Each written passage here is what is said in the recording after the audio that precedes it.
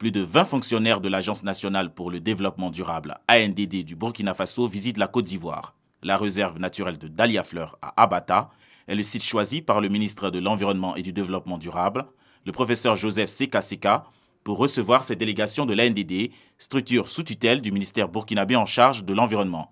Échange de présents au menu de cette rencontre, le ministre et les membres de la délégation burkinabé ont échangé sur les actions entreprises par le gouvernement pour la préservation des réserves naturelles et les avantages majeurs du partenariat entre les deux ministères. Nous repartons vraiment très satisfaits. Nous profitons de cette occasion pour remercier les autorités en charge du ministère de l'Environnement pour cette assistance dont nous avons largement bénéficié. Ils ne pouvaient pas venir ici sans visiter certaines structures qui constituent l'essence même du ministère de l'Environnement et du Développement durable, à savoir les parcs et réserves. Les enjeux de ce genre de coopération, c'est de pouvoir mutualiser nos efforts, parce que la lutte pour la sauvegarde de l'environnement, la lutte contre les changements climatiques demande beaucoup de moyens, mais beaucoup d'expérience. Cette visite est aussi l'occasion de partager des compétences dans les locaux du ministère. L'arrivée de la délégation du ministère burkinabé en charge de l'environnement à Abidjan s'inscrit dans la continuité du traité d'amitié et de coopération TAC entre la Côte d'Ivoire et le Burkina Faso.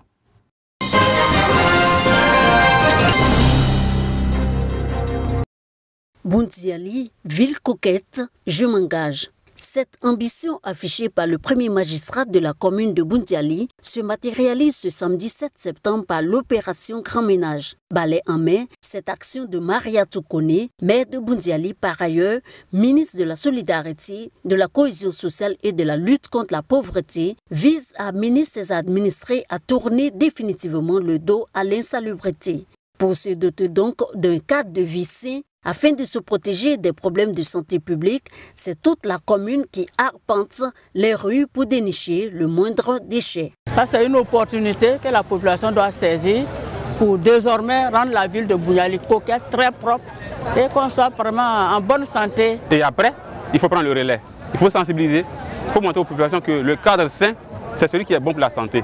Un cadre sale donne des maladies.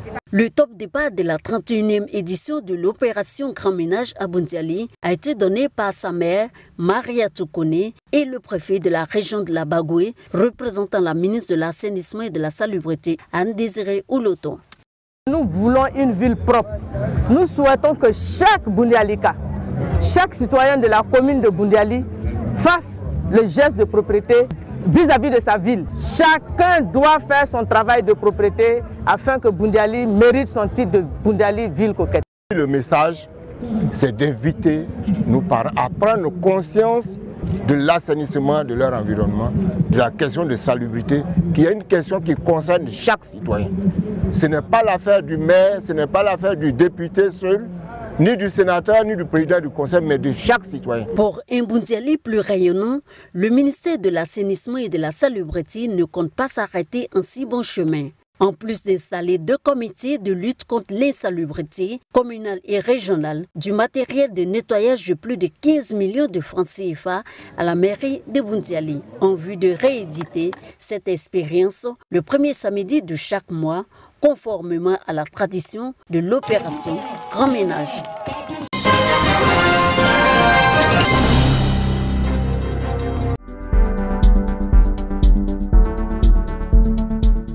Une saison 2019 à 2020 rythmée pour l'Institut français de Côte d'Ivoire. Programmation culturelle de qualité et attractive pour les différents publics cibles. Selon le directeur délégué Zié Koulibaly, l'Institut français de Côte d'Ivoire reprend sa place au quotidien avec une série de rendez-vous. Programmation jeunesse et famille, rendez-vous après le travail, after work et une grosse lucane pour la promotion du patrimoine culturel de la Côte d'Ivoire. La vision est d'abord de nous rapprocher davantage de tous les publics, en leur proposant des choses qui les concernent, mais en revenant aussi quand même sur ce qui est notre mission, c'est-à-dire avoir un regard croisé entre les cultures ivoiriennes et les cultures d'ailleurs, surtout les cultures de France. 3 autres axes sont également prévus dans cette saison 2019-2020. On peut noter des temps forts, entre autres la fête du cinéma d'animation en octobre, les semaines des cultures francophones en mars et la fête de la musique en juin. Pour le directeur Patrice Thévier, cette année, 4 grands événements sont prévus, notamment la Place Royale, Décembre Insolite, les rencontres internationales du cirque d'Abidjan et le Massa Off. Je souhaite que tout le monde, tous les publics puissent venir à l'Institut, soient intéressés pour venir à l'Institut. Et puis également aller vers les publics, c'est-à-dire on veut aller dans les quartiers. On est allé à Yopougon, j'aimerais qu'on aille à Bobo, j'aimerais qu'on aille à Boaké. Cet Institut français n'est pas l'Institut français d'Abidjan, c'est l'Institut français de Côte d'Ivoire. L'ouverture de la saison 2019-2020 de l'Institut français de Côte d'Ivoire a été également marquée par un concert de Tikendia Fakoli.